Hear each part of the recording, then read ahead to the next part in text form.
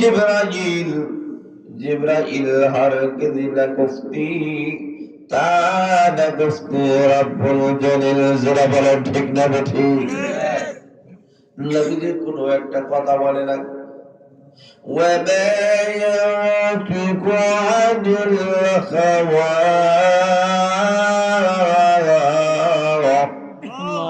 In হুয়া ইল্লা ওয়াহয়ুন ইউহা।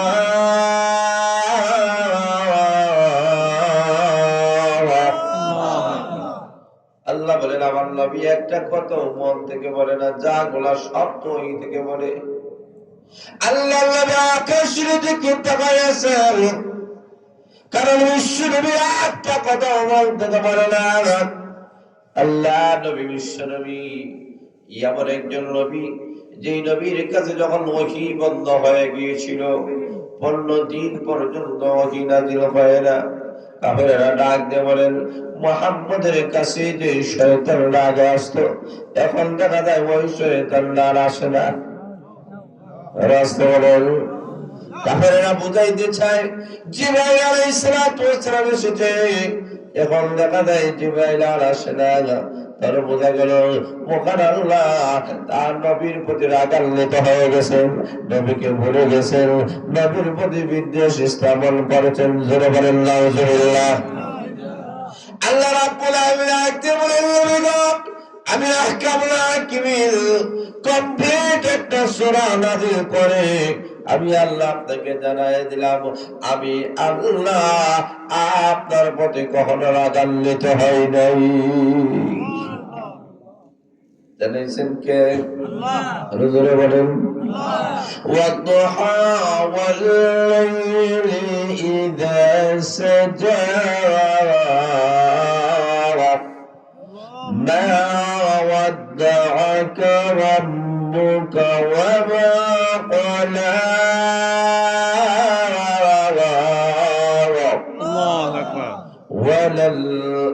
وللآخرة خير لك من الأولى.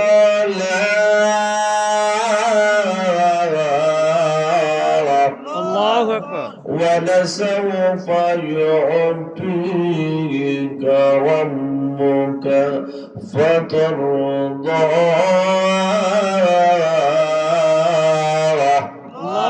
আল্লাহ রাব্বুল আলামিন সূরা দুহা নাযিল করে জানায়া বলেন নবী গো কাফেররা বোঝাতে চায় আমি আল্লাহ আপনাকে বলে গেছি, আমি আল্লাহ আপনাকে ছেড়ে দিয়েছি, আমি আল্লাহ আপনার নবীকে কখনো বলি নাই, আপনার নবীকে কখনো ছেড়ে দেয় নাই। জোরে বলেন আল্লাহু আকবার।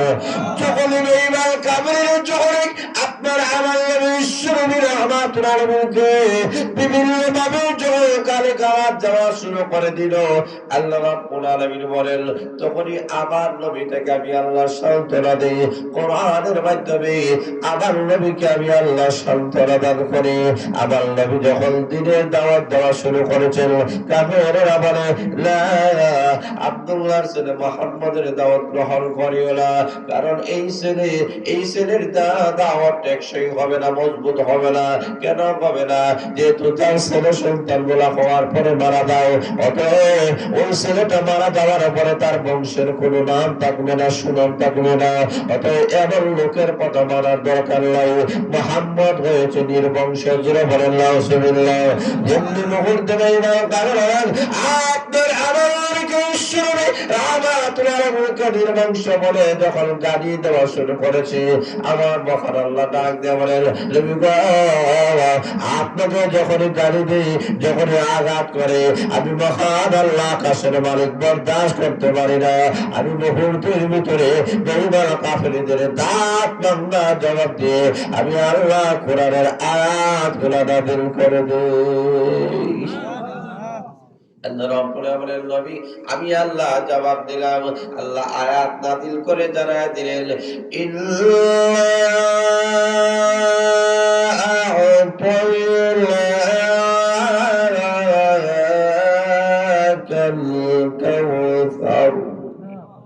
فصل لربك وانحر إن شانئك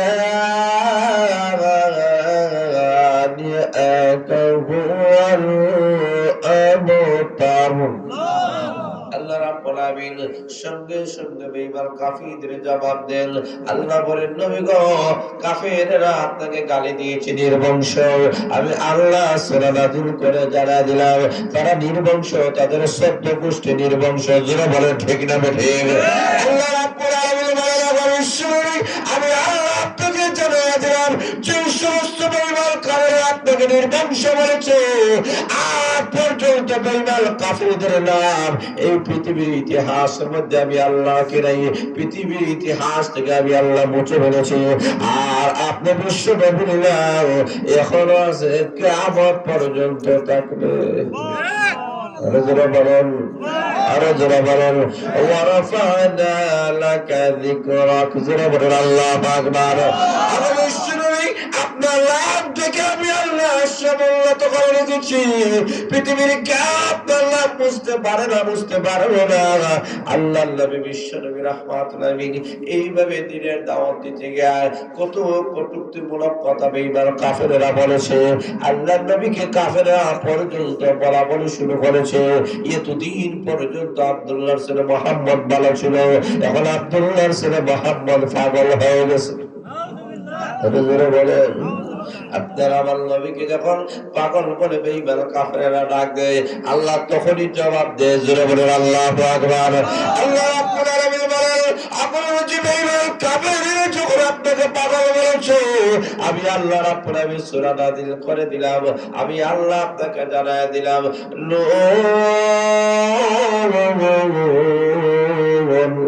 والقلم وما يسطرون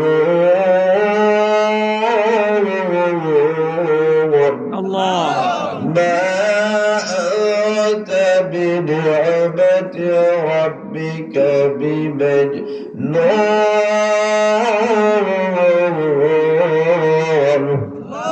وإن لك لأجرا غير ممنون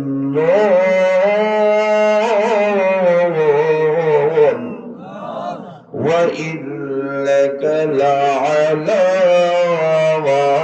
خلق عظيم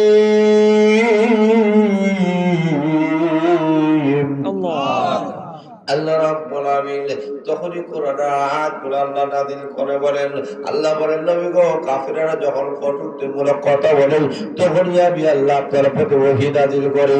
অতএব আল্লাহ নবী বিশ্ব নবী রাহমাতুল আলামিনকে মহান আল্লাহ কখনো ভুলেন না। যারা বলেন সুবহানাল্লাহ। আল্লাহ নবী বিশ্ব নবী রাহমাতুল আলামিন এমন একজন নবী ছিলেন, একটি কথা ওনার মন থেকে বলেন না, যা বলেন সবগুলা হলো ওহী, আল্লাহর পক্ষ থেকে যা আছে তাই আল্লাহর নবী বলতে লাগে। আকাশের দিকে তাকাইয়াছেন, এমনি মহান আল্লাহ জিবরাইলকে পাঠায় বলেন, আরে জিবরাইল যাও আমার নবীকে জানায়া দাও, ওই যুবক চোখ থেকে জোরে জোরে পানি বলাছে। জিবরাইল যাও, আমার নবী ওই যুবকের কাছ থেকে চেহারা গোড়া নিয়েছে।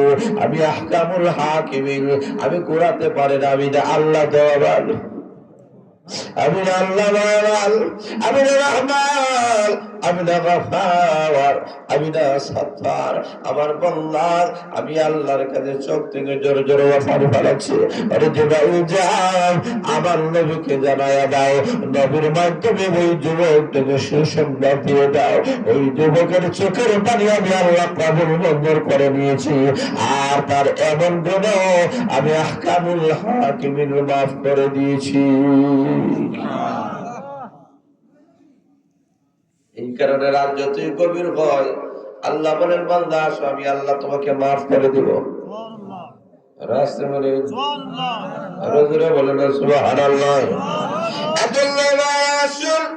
আর আলোচনা দীর্ঘ করার দরকার নাই, এতটুকু আমরা যদি বুঝতে পারি আমাদের জীবনে অনেক গুনাহ আমরা করে ফেলেছি।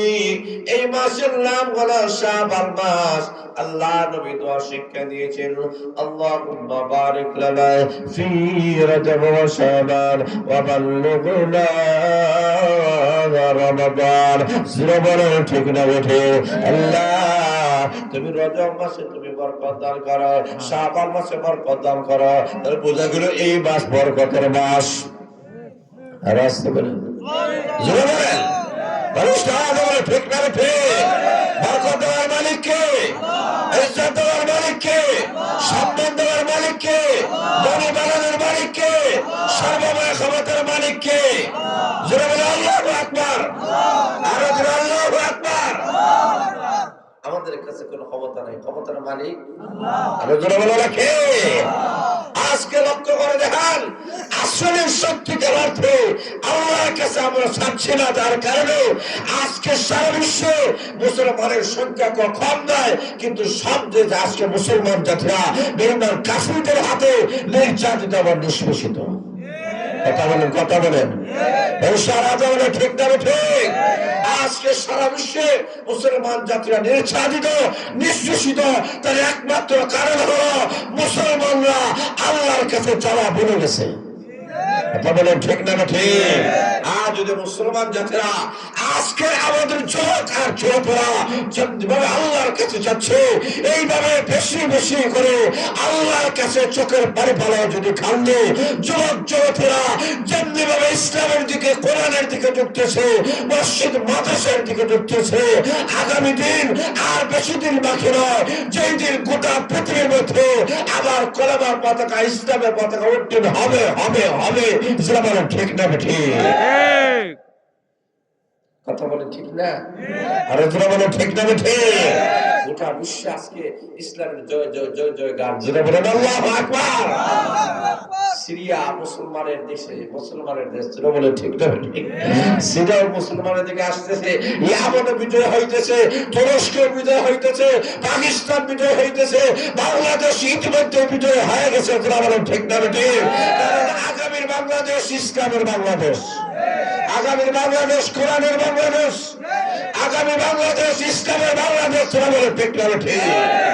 অতএব আমাদেরকে ধরতে হবে, আমাদেরকে এই দ্বীনি প্রতিষ্ঠানগুলোকে আমাদেরকে ধরতে হবে, এবং বিশেষ করে আমাদের সম্পর্ক রাখতে হবে আল্লাহর ঘরের সাথে।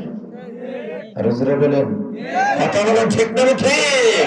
আল্লাহ রাসূল বলেন, কাল হাসরের ময়দানে যে 7 শ্রেণীর মানুষকে মহান আল্লাহ আরশের ছায়া নিচে স্থান দিবেন, এর মধ্যে ওই লোক আল্লাহ রাসূল বলেন, ওয়ারাজুলুন কলবুহু মুআল্লাকুম বিল মাসাজিদ, যাদের অন্তরটা মসজিদের সাথে ঝুলন্ত থাকে, ওই বান্দাদেরকে মহান আল্লাহ আরশের ছায়ার নিচে স্থান দিবেন। আর আসতে বলেন সুবহানাল্লাহ। খুশি না বেদার? কথা বলে খুশি না বেদার? অতএব এই মসজিদ কার ঘর? এই মসজিদটিকে আমাদেরকে করতে হবে। আল্লাহ রাসূল বলেন, মান বানা লিল্লাহি মসজিদান বানাল্লাহু লাহু বাইতান ফিল জান্নাহ, যে ব্যক্তিগুলো আল্লাহর ঘর মসজিদ বানায় দেবে, আল্লাহ তার জন্য জান্নাতে একটা ঘর বানায় দেবে। সুবহানাল্লাহ। আর আসতে বলে সুবহানাল্লাহ। আপনারা আমরা কি দ্বারা ভাই? রাত দ্বারা, বালু দ্বারা, সিমেন্ট দ্বারা, মাটি দ্বারা আল্লাহর ঘর বানাই। আল্লাহ রাব্বুল আলামিন আপনার আমার জন্য যে জান্নাতে যে ঘরটা বানাইবেন, এই ঘর রড দ্বারা নয়, বালু দ্বারা, সিমেন্ট দ্বারা নয়, একটা ইট হবে স্বর্ণের, আর একটা ইট হবে রূপার। রাসূল সুবহানাল্লাহ। খুশি সিনেমার রইছে রুদ্র বলেন। অতএব লক্ষ্য করে দেখেন, আবার একটা ঘরের দরকার আছে কি নাই?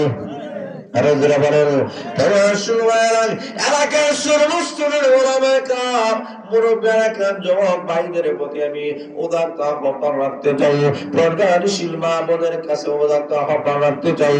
এই মসজিদ আল্লাহর ঘর, এই মসজিদের সাথে যাদের সম্পর্ক হবে, যারা টাকা দিয়ে, পয়সা দ্বারা, শ্রম দ্বারা, মেধা দ্বারা, রড দিয়ে, বালু দিয়ে, সিমেন্ট দিয়ে, একটা পয়সা দিয়ে বলে মসজিদের সাথে যাদের সম্পর্ক হবে, কিয়ামতের কঠিন ময়দানে আল্লাহ যখন ঘোষণা করবে, মসজিদ গুলারে তোমরা জান্নাতের মেহমান হয়ে যাও, এমনি নবুয়া কেন্দ্রে যাবে মসজিদ, বলবে যে রাসূলরা আমাদেরকে সুন্দর করেছিল, আমাকে ভালোবেসেছিল। আজকে আমি মসজিদ জান্নাতের ভিতরে চলে যাব।